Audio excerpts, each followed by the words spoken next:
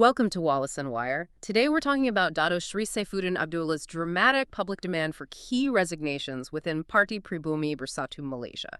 We're jumping straight into, well, what's really a political bombshell, isn't it? A huge development. Absolutely. This isn't your usual backroom chatter leaking out. This is very public, very direct. Yeah, a Supreme Council member, Dato Seri Saifuddin Abdullah, openly calling for the heads of the party president, the secretary general, and the information chief, all three.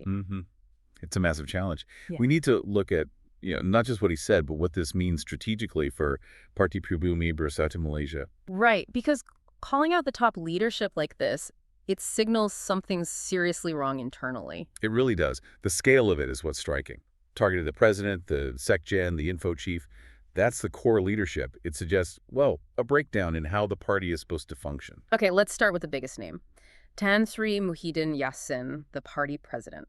Saifuddin's criticism seemed quite personal. Very personal.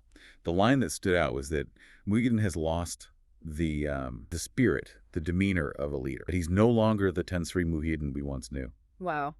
That's a heavy accusation. It's suggesting he's fundamentally changed, strayed from maybe what the party expected. Exactly. It implies a shift away from, the founding principles or the leadership style people associated with him.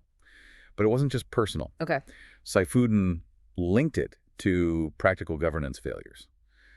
Specifically, he claimed the Supreme Council meetings. They haven't been held for a long time. Wait, the Supreme Council hasn't been meeting? But isn't that, the main decision-making body for Bersatu? It is. It's essential. It's where strategy is discussed, decisions are made, where there's supposed to be accountability.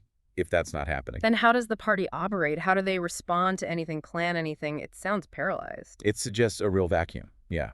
Decisions might be happening elsewhere, maybe unilaterally or maybe not at all. And that builds resentment, confusion. And there was more, right? Something about accessibility. Yes. Saifuddin claimed Muhyiddin is hard to reach, inaccessible. And interestingly, he also mentioned Muhyiddin's son-in-law, Dato Seri Muhyiddin Adlan, is also out of contact.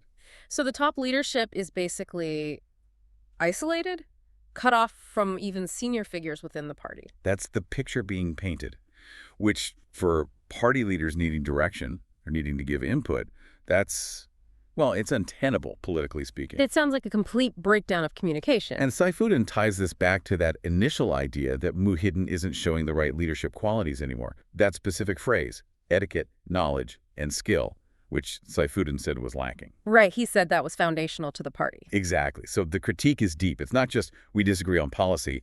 It's you're not leading according to the party's core values, and the party isn't even functioning properly because of it. Okay, so that's Muhyiddin. Let's move to the Secretary General, Dato Seri Azmin Ali.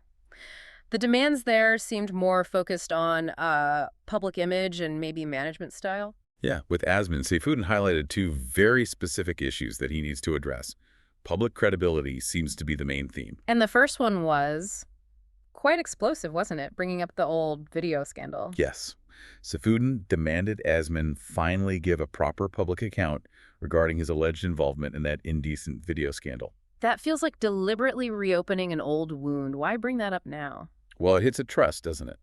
Public morality. Especially for a party often positioning itself on integrity. Bringing it back now is a clear tactic to undermine Azmin's standing. It shows Saifuddin is playing hardball. Definitely. And the second point against Azmin? That was about his leadership style within the party. Saifuddin called it autocratic, even dictatorial. Autocratic? How so? He pointed to recent official circulars, letters sent out by Azmin's office. Saifuddin claimed the tone of these communications was authoritarian, like decrees rather than, directives coming from consultation.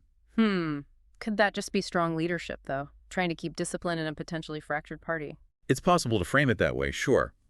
But when a Supreme Council member publicly flags the tone of official documents as proof of autocratic behavior, that's unusual. It suggests that maybe the normal processes, the discussions, are being bypassed. Right. It implies decisions are being made top-down without the usual internal debate or consensus building you'd expect. Precisely. And that kind of thing, undermining internal process, internal democracy, can be really damaging inside a party, sometimes more so than external scandals. It alienates people. Okay, that makes sense. So Muhyiddin for lack of leadership in meetings, Azmin for the scandal and autocratic style. What about the third one? Tun Faisal, the information chief. The criticism against Tun Faisal was much more about, doing his job properly. or rather not doing it Not properly. doing his job. Yeah. What did Saifuddin accuse him of? He was very blunt. Saifuddin said Tun Faisal basically neglected his main duties as information chief, which should be about communicating the party's message clearly, positively. And instead? Instead, Saifuddin claims he's been acting like a chief instigator, an agitator. A chief instigator. What does that even mean for an information chief? Is he picking fights? It suggests his focus hasn't been on promoting the party's agenda, but maybe on stirring up controversy, attacking opponents, perhaps even creating friction within the coalition or the party itself. That sounds counterproductive. Surely the information chief's job is to build bridges, manage the narrative, not burn everything down. You'd think so. An info chief acting as an instigator could damage the party's public image, make alliances harder to manage, and generally just create noise that distracts from what the party wants to achieve. Saifuddin seemed to be saying he's become a liability. So you have these serious accusations against all three top leaders: paralysis, autocracy, instigation.